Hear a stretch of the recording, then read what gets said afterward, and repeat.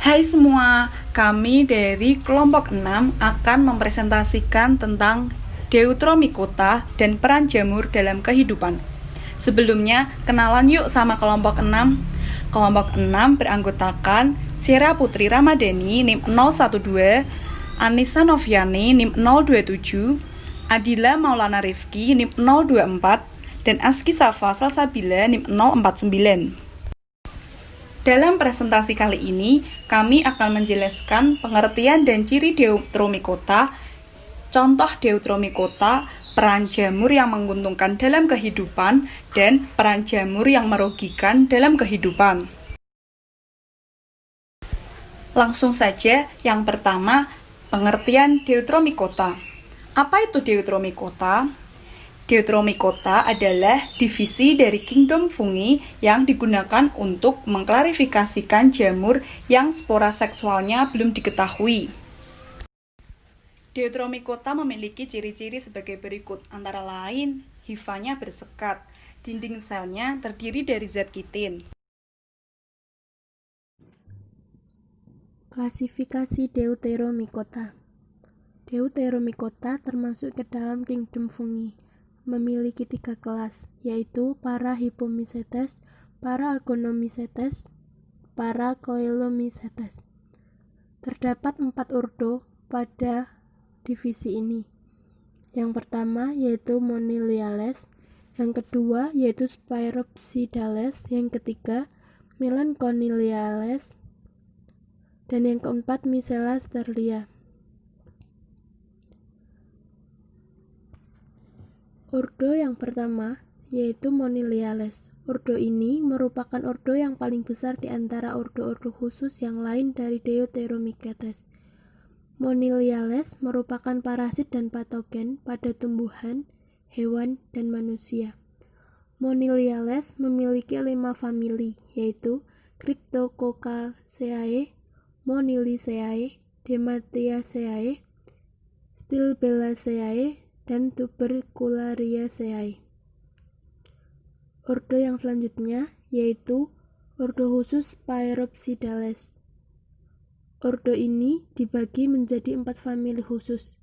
Yang pertama yaitu Spiropsidaceae, yang kedua yaitu Zitiaceae, yang ketiga Leptostromataceae, dan yang keempat Exibolaceae.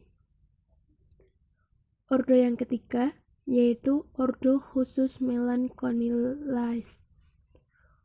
Ordo ini terdiri atas banyak spesies yang merupakan parasit yang menyebabkan penyakit tumbuhan yang terkenal sebagai antraknosis. Melanconiliales hanya memiliki 1 famili, yaitu Melanconiaceae. Ordo yang terakhir yaitu Misela sterlia. Pada ordo ini, sklerotium banyak menghasilkan sklerotium kecil berwarna hitam yang menempel pada miselium putih seperti kapas. Sklerotium merupakan parasit yang biasanya terdapat pada bawang putih ataupun bawang merah. Macam-macam conidia pada Deuteromycota. Yang pertama yaitu Amerosporae. Conidia ini berbentuk bersambung-sambung, dapat serupa bola kecil atau dapat seperti telur. Juga dapat memanjang atau memendek dan berbentuk silindris. Yang kedua yaitu Alanthosporae. Conidia ini berbentuk silindris, melengkung, dan ada yang memiliki warna atau yang tidak memiliki warna. Untuk yang tidak memiliki warna atau bening disebut sebagai Hyalosporae. Sedangkan yang memiliki warna disebut sebagai Paeosporae. Yang ketiga yaitu Didymosporae. Conidia ini serupa telur atau sedikit memanjang, bersekat 1. Untuk yang berwarna bernama Paeodidymae, dan yang tidak berwarna bernama Hyalodidymae. Yang keempat terdapat Pragmaxporae. Pada Pragmaxporae, conidianya itu memanjang, bersekat melintang 2 atau lebih. Untuk yang berwarna bernama Paeopragniae, Sedangkan yang tidak berwarna disebut Hyaloparachniae. Yang kelima yaitu Dictyosporae. Conidia ini serupa dengan telur atau dapat memiliki bentuk yang memanjang, memiliki sekat melintang dan membujur. Conidianya ada yang bening atau Hyalodictyae dan ada yang berwarna atau Phaeodictyae. Yang keenam yaitu Scolecosporae. Conidia ini serupa dengan benang atau cacing. Bentuknya bersambung-sambung atau juga ada yang memiliki sekat. Terdapat conidia yang berwarna dan tidak berwarna. Yang ketujuh yaitu Helicosporae. Conidia ini berbentuk silindrik serupa dengan spiral. Dapat bersambung-sambung atau juga memiliki sekat.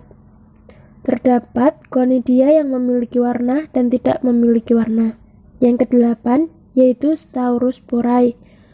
Conidia ini dapat serupa dengan binatang. Conidianya bersambung-sambung atau bersekat. Memiliki conidia yang berwarna dan juga conidia yang tidak berwarna. Fungi atau jamur dapat membawa dampak, yaitu dampak menguntungkan maupun dampak merugikan. Dampak menguntungkan jamur di bidang kehidupan diantaranya adalah 1. Sebagai sumber makanan. Jamur kaya akan protein dan memiliki nilai gizi yang tinggi.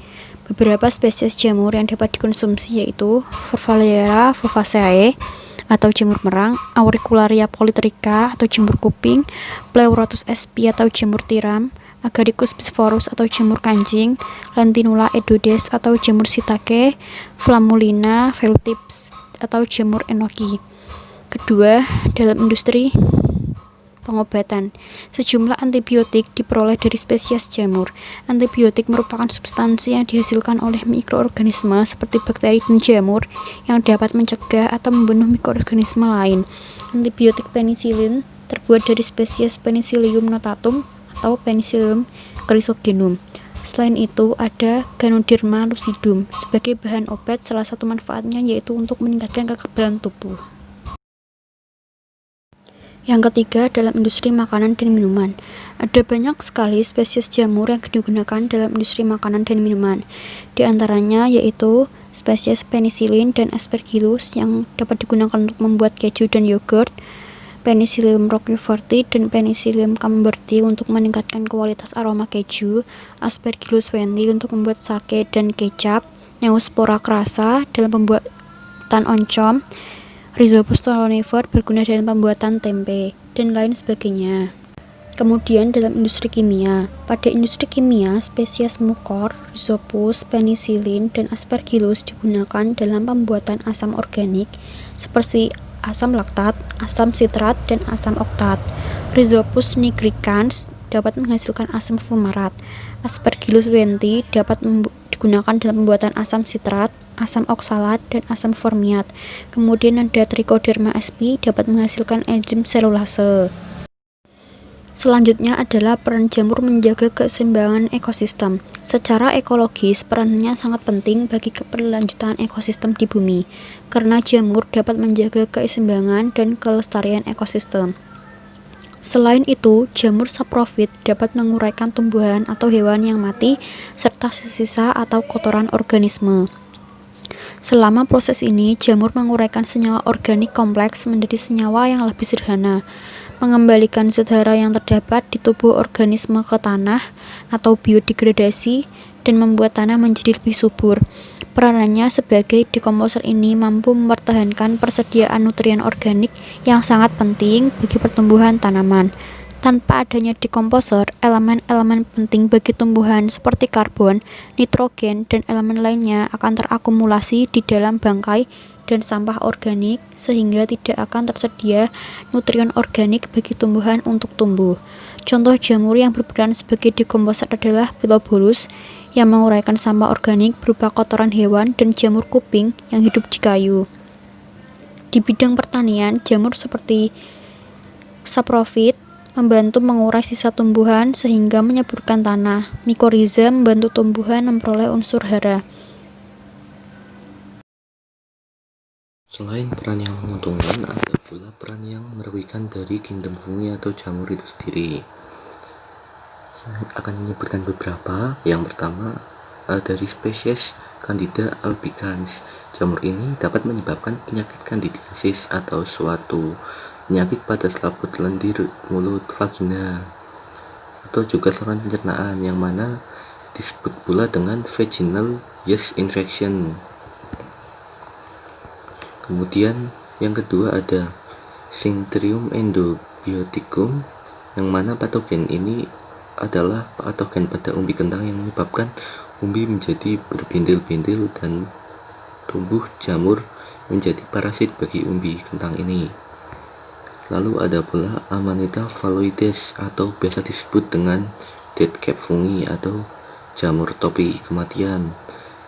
Salah satu anggota suku Amanitaceae, Amanita merupakan jamur yang indah, tapi juga merupakan anggota daftar jamur yang mematikan di bumi.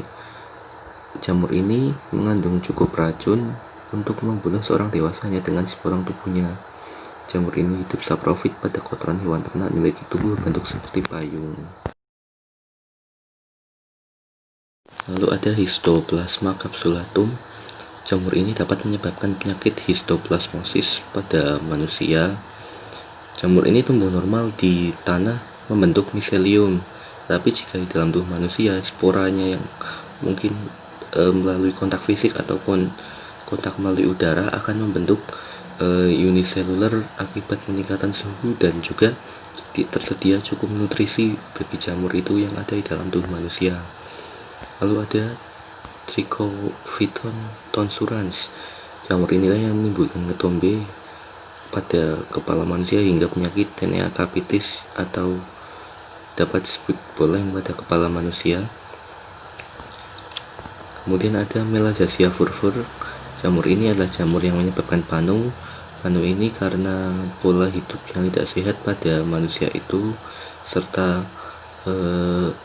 kelembaban tubuh yang kurang terjaga, sehingga jamur ini sporanya dapat menempel pada kulit manusia dan menyebabkan penyakit panu tersebut.